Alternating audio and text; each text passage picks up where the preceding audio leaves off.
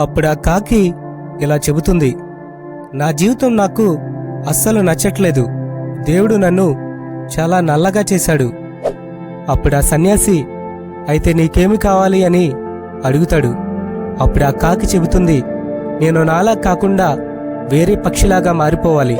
అందుకే నేను చిలకలాగా మారిపోతా అని చెబుతుంది. నేను సంతోషంగా ఉన్నాను అని ఎవరు చెప్పారు నీకు? నేను సంతోషంగా ఉన్నానా అని గట్టిగా నవ్వి, ప్రపంచంలో చాలా రంగులు ఉన్నాయి, కానీ నేను మాత్రం ఎప్పుడు ఒకటే యూనిఫామ్ లాగా ఈ తెలుపు రంగే. నా బాధ మాత్రం ఎవరూ అర్థం చేసుకోరు. నాకు సంతోషమే లేదు అని ఆ నెమలి చెబుతుంది. నిజంగా చెప్పాలి అంటే వాళ్ళందరికంటే నేనే సంతోషంగా ఉన్నా. నేను నాలాగే ఉంటాను. నన్ను ఎవరిలాగా మార్చొద్దు. ఒక చెట్టు మీద కాకి కూర్చుని తన జీవితాన్ని బట్టి నిరాశ చెంది వెక్కి వెక్కి ఏడుస్తూ ఉంది. ఆ చెట్టు కిందనే ఒక సన్యాసి కూర్చుని ధ్యానం చేస్తూ ఉన్నాడు. అయితే కాకి కన్నీళ్లు ఆ సన్యాసి మీద పడుతూ ఉన్నాయి.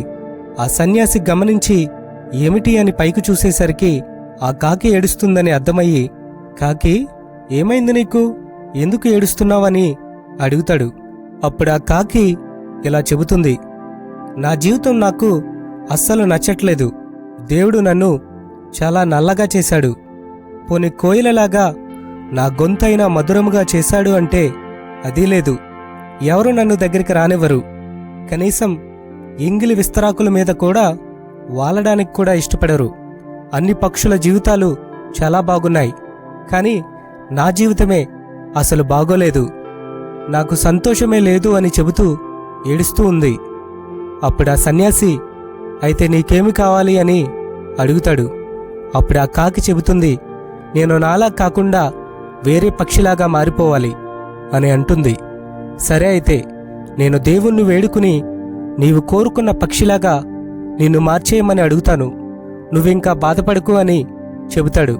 కానీ ఇంతకీ నువ్వు ఏ పక్షిలాగా మారాలనుకుంటున్నావు అని అడుగుతాడు. అప్పుడా కాకి, ఎవరైనా కొంచెం నల్లగా ఉండి అందంగా లేకుంటే చాలు, వాడిని పట్టుకుని కాకిలాగా నల్లగా ఉన్నాడు అని నన్ను గుర్తు చేసుకుని మరీ వాడిని ఎగతాళి చేస్తారు. అదే ఎవరైనా అమ్మాయి అందంగా ఉంటే చాలు, చిలకలాగా ఉందిరా అని అంటారు. అందుకే నేను చిలకలాగా మారిపోతా అని చెబుతుంది.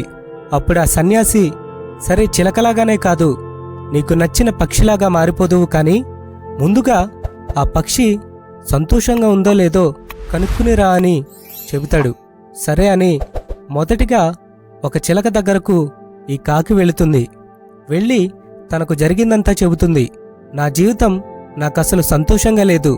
నీ జీవితమైతే చాలా సంతోషంగా ఉంటుంది. నువ్వు చూడడానికి కూడా చాలా అందంగా ఉంటావు. అందుకే నీలా నేను మారిపోవాలి అని అనుకుంటున్నాను అని చెబుతుంది. నువ్వు నిజంగానే సంతోషంగా ఉన్నావు కదా అని అంటుంది. అప్పుడు ఆ చిలక, నేను సంతోషంగా ఉన్నాను అని ఎవరు చెప్పారు నీకు? చూడ్డానికి ఏదో కొంచెం బాగున్నానేమో, కానీ నన్ను ఎప్పుడు పంజరంలో బంధించేస్తారు. వాళ్ళు మాత్రం పొద్దున మొదలుపెట్టి సాయంత్రం దాకా రోడ్లన్నీ తిరిగి వస్తారు. నన్ను మాత్రం బంధించి పడేస్తారు. ఇంకొందరేమో నా ముందు పేక ముక్కల లాంటివి పడేసి ఎవరో అమాయకులను నా ముందుకు తీసుకువచ్చి వాళ్ళ జాతకం చెప్పమని నన్ను అడుగుతారు.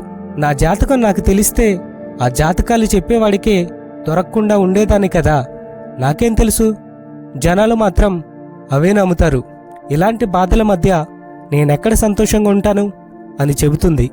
ఆ మాటలకు కాకి, అదేంటి, చిలక చాలా సంతోషంగా ఉంటుంది అనుకున్నాను కదా.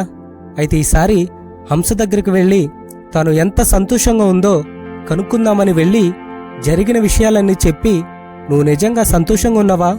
ఒకసారి నీ గురించి నాకు చెప్పు అని అడుగుతుంది.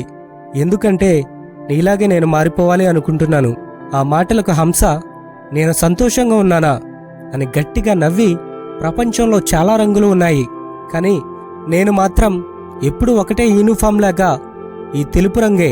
స్కూలు పిల్లలైనా వారంలో ఒకసారైనా కలర్స్ మారుస్తారేమో, కానీ నాకు మాత్రం లైఫ్ లాంగ్ ఇదే తెలుపు రంగు అని బాధపడి, నేనస్సలు సంతోషంగా లేను కాకి. బహుశా నాకు తెలిసి నెమలి సంతోషంగా ఉండొచ్చు. ఎందుకంటే తనలో అన్ని రంగులు ఉంటాయి, పైగా నాట్యం కూడా చేస్తుంది అని కాకితో చెబుతుంది. అప్పుడు ఆ కాకి మరలా నెమలి దగ్గరకు ప్రయాణమై జూలో ఉన్న ఒక నెమలిని కలుస్తుంది. జరిగిన అన్ని విషయాలు చెప్పి, బహుశా ప్రపంచంలో నువ్వు ఒక్కదానివే సంతోషంగా ఉంటావు అని తెలుసుకుని నీ దగ్గరకు వచ్చా. నీలా నేను మారిపోవాలి అని ఆశిస్తున్నా. ఇంతకీ నువ్వు ఎంత సంతోషంగా ఉన్నావో నాకు ఒకసారి చెప్పు అని ఆ నెమలిని అడుగుతుంది. అప్పుడు ఆ నెమలి, నేను సంతోషంగా ఎక్కడ ఉన్నా? స్వేచ్ఛగా చెట్ల మధ్య తిరగాల్సిన నేను ఇదిగో ఇలా జూలో బందీనైపోయాను. అందరూ నన్ను చూడ్డానికి వస్తారు, కానీ నాకు మాత్రం సంతోషంగా లేదు. ఉండడానికి నేను చాలా అందంగా ఉంటాను, అన్ని రంగులు నాలో ఉన్నాయి, అది నాకు తెలుసు. కానీ ఈ అందం వల్లేనేమో చాలామంది నా ఈకలు పీకుతూ ఉంటారు. చాలా నొప్పిగా ఉంటుంది. అవి తీసుకెళ్ళి అందం కోసం వాళ్ళ ఇంట్లో పెట్టుకుంటారు. ఇంకొందరేమో పుస్తకాల్లో పెట్టుకుని నా ఈకలు పిల్లలు పెడతాయని దాచిపెట్టుకుంటారు. కానీ నా బాధ మాత్రం ఎవరూ అర్థం చేసుకోరు. నాకు సంతోషమే లేదు అని ఆ నెమలి చెబుతుంది. అప్పుడు ఆ కాకి, మరి ఏ పక్షి సంతోషంగా ఉంటుంది చెప్పు అని అడుగుతుంది. అప్పుడు ఆ నెమలి బాగా ఆలోచించి, బహుశా నువ్వే సంతోషంగా ఉన్నావేమో, ఎందుకంటే నిన్నెవరూ బంధించరు, స్వేచ్ఛగా తిరుగుతావు, నీకు నచ్చింది చేస్తావు, నువ్వే సంతోషంగా ఉంటావు, నీ జీవితమే అన్ని పక్షుల కంటే బావుంటుంది అని చెబుతుంది. కాకి ఒక్కసారిగా తన జీవితం గురించి, అన్ని పక్షుల జీవితం గురించి ఆలోచిస్తూ ఎగురుతూ ఆ సన్యాసి దగ్గరికి వస్తుండగా ఇద్దరు చిన్నపిల్లలు ఒక చెట్టు కింద పాఠం చదువుతూ కనిపిస్తారు. ఆ పాఠం ఏమిటి అంటే, ఒక కాకి నీళ్లు తాగుదామంటే ఆ కుండలో నీళ్లు సగానికే ఉన్నాయి, ఆ నీళ్లు అందడం లేదు. అప్పుడు ఆ కాకి నీళ్లల్లో కొన్ని రాళ్లు వేసి నీళ్లు పైకి వచ్చాక ఆ నీళ్లు తాగి తన కడుపు నింపుకుని వెళ్ళిపోతుంది. ఇలా కాకిలా తెలివిగా మనం కూడా ఆలోచించాలి అని ఆ పాఠంలో ఉంటుంది.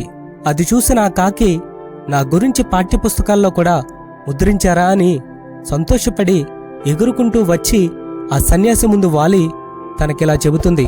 అయ్యా, నా జీవితం గురించి అనేక పక్షులతో పోల్చుకుని నా సంతోషాన్ని నేను కోల్పోయాను. అనవసరంగా నేను చాలా బాధపడ్డాను. నిజంగా చెప్పాలి అంటే వాళ్ళందరికంటే నేనే సంతోషంగా ఉన్నా. నేను నాలాగే ఉంటాను, నన్ను ఎవరిలాగా మార్చొద్దు. నా జీవితం ఎంత విలువైనదో నాకిప్పుడు అర్థమైంది. ఆ సన్యాసికి తెలియజేసి ఆనందంగా స్వేచ్ఛగా ఎగురుకుంటూ వెళ్ళిపోతుంది. మన జీవితంలో కూడా ఇంతే. వేరే వాళ్లలాగా మన జీవితాన్ని పోల్చుకుని మన సంతోషాలను దూరం చేసుకుంటాం. వాళ్లలాగా నా జీవితం ఎందుకు లేదు అని బాధపడిపోతూ ఉంటాం. విలువైన మన జీవితాన్ని, మన బాధ్యతలను చులకన చేసేసుకుంటాం. ఒకటి మాత్రం గుర్తుపెట్టుకోండి, నీలాంటి వ్యక్తిని ఈ భూమి మీద దేవుడు మరొకరిని చేయలేదు. నీ జీవితం చాలా విలువైనది. ఎవరితోనూ నీ జీవితాన్ని పోల్చుకోమాకు. ఈ వీడియో మీకు నచ్చినట్లయితే లైక్ చేయండి, షేర్ చేయండి. అలాగే మరిన్ని వీడియోస్ కోసం సబ్స్క్రైబ్ చేసి బెల్ ఐకాన్ని క్లిక్ చేయండి. నెక్స్ట్ వీడియోలో మరలా కలుద్దాం. Thank you for watching.